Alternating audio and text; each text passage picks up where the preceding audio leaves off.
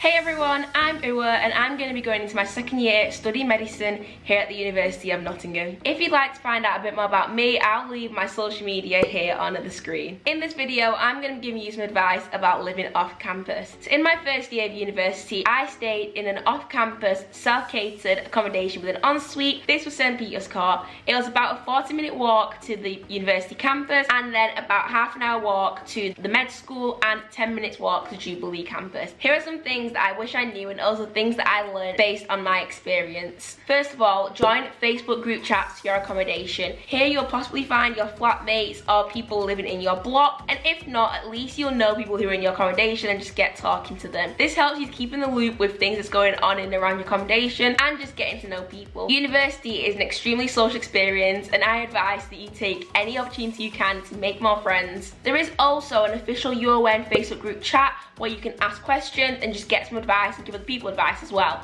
So I advise you join that. Again, just to stay in the loop and to learn more about life at the University of Nottingham. I highly recommend that you find out any relevant information that you can about your accommodations. This is going to be a lot more relevant when you moved in, but it's still useful to have an idea of how these things work before you actually move in, and it also eases any stress or any worries you may have. So these are things such as where you can do your washing, how you can deal with maintenance complaints, also things like where do you pick up your deliveries. Like I said, I stayed at St. Peter's Court. This was a Unite Students accommodation and we had a Unite Students app where we could report any maintenance claims, we get told about our delivery, and then we also got notifications on the app when we put our laundry in using Circuit Laundry. It's worth finding out if your specific accommodation provider also has a similar app for the Unite Students one, especially as on the app I got put in a chat with my flatmates, so I was able to talk to them before I actually met them. You also want to find out about the area. You're going to be living there for about 10 months, so it's going to be useful to have a bit of an idea of what you're getting yourself into. Of course, as you're living there, you're going to learn more about it, but it's just nice to know what shops in the area and what facilities there are. It's also important to consider things like transport.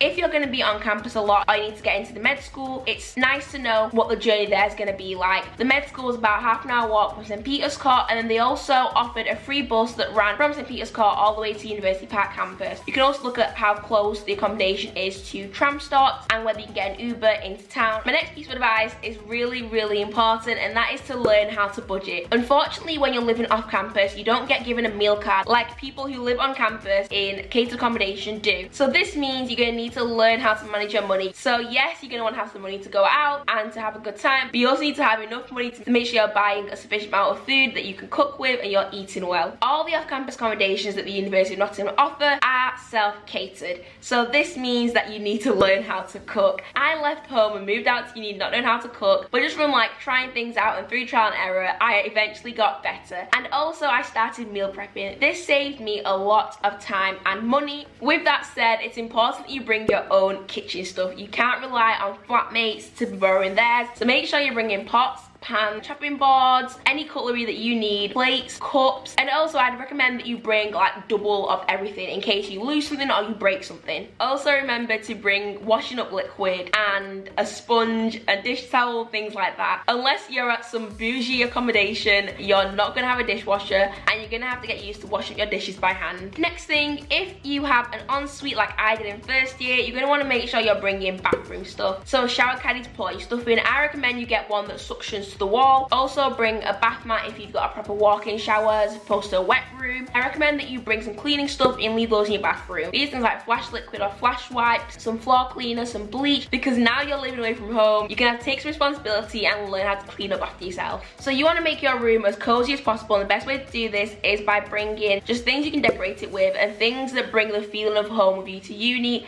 to help you settle in with that transition and with moving out, and just to make your room a place you look forward to going to. Some things are photos of friends and family, some comfy bedding, some mood lighting. Those are just some basic ideas. Also, I advise that you bring some board games or some drinking games. This especially be useful in the first few weeks when you're getting to know your flats. Board games and drinking games especially act as some great icebreakers. This is something that I didn't know about until later on in first year, but make use of the residential tutors at your accommodation. These are students in older years who live within those university university halls, and they're there to answer your queries and to help you out when the reception staff aren't available. These residential tutors would work from 8 p.m. till about 12 a.m. Thank you guys for watching. That's all the advice I have to give to you for living off campus. Hope you found this video useful. If you'd like to see more from students like me giving you your experience of life at the University of Nottingham, remember to leave this video a like and subscribe to University of Nottingham's channel. I'll see you guys soon.